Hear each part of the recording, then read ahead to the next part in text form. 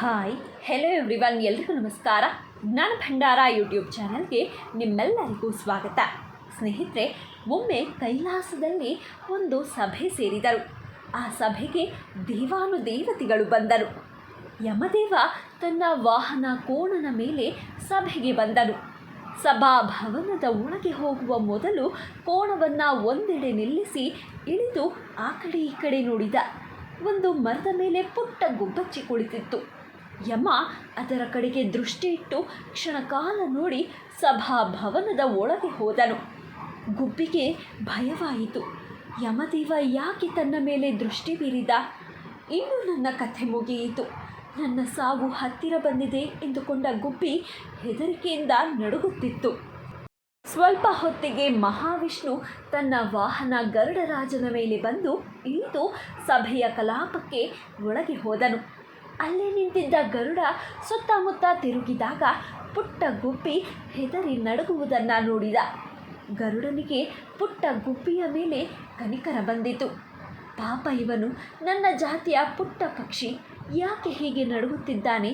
ಈತನಿಗೆ ಸಮಾಧಾನ ಮಾಡಬೇಕೆಂದು ಅದರ ಬಳಿ ಹೋಗಿ, ಗುಬ್ಬಿ, ನೀನು ಯಾಕೆ ನಡುಗುತ್ತಿರುವೆ ಎಂದು ಕೇಳಿದ. ಗುಬ್ಬಿ ಹೇಳಿತು, ಈಗ ತಾನೇ ಯಮರಾಜನನ್ನು ನೋಡಿದೆ. ಅವನ ಕಣ್ಣಿನಲ್ಲಿ ನನ್ನ ಚಿತ್ರ ಕಾಣುತ್ತಿತ್ತು. ನನ್ನ ಜೀವಿತಾವಧಿ ಮುಗಿದಿದೆ.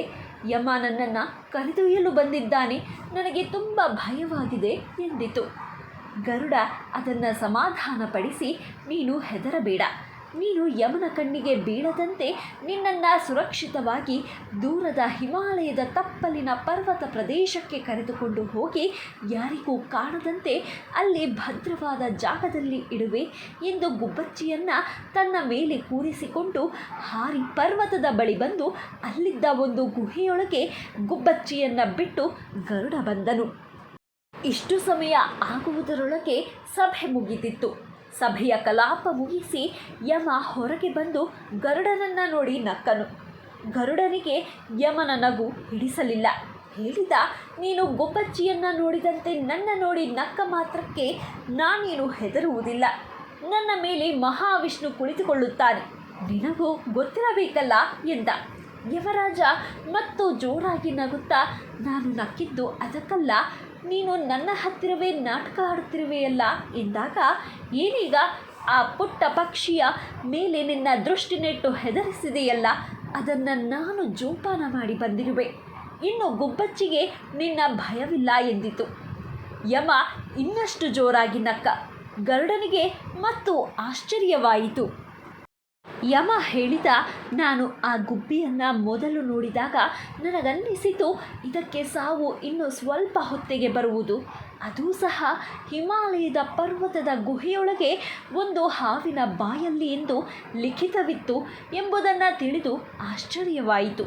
ಈ ಪುಟ್ಟ ಗುಬ್ಬಿ ಹಿಮಾಲಯ ಪರ್ವತಕ್ಕೆ ಇಷ್ಟೇ ಸಮಯದಲ್ಲಿ ಹೋಗೋದು ಹೇಗೆ? ಅದರ ಸಾವು ಅಲ್ಲಿರುವ ಹಾವಿನ ಬಾಯಲ್ಲಿ ಎಂದರೇನು ಎಂದು ನನಗೆ ಆಶ್ಚರ್ಯವಾಗಿತ್ತು.